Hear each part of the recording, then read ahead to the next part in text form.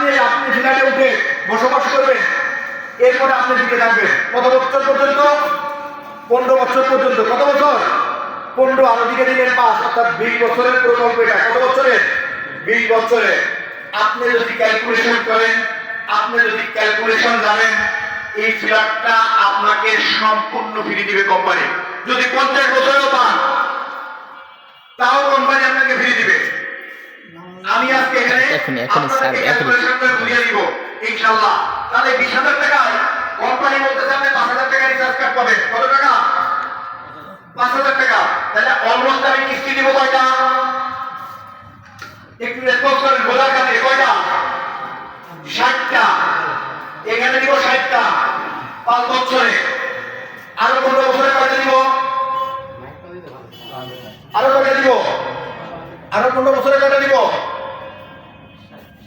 4 কত? 240টা কিস্তি দিব কিনা?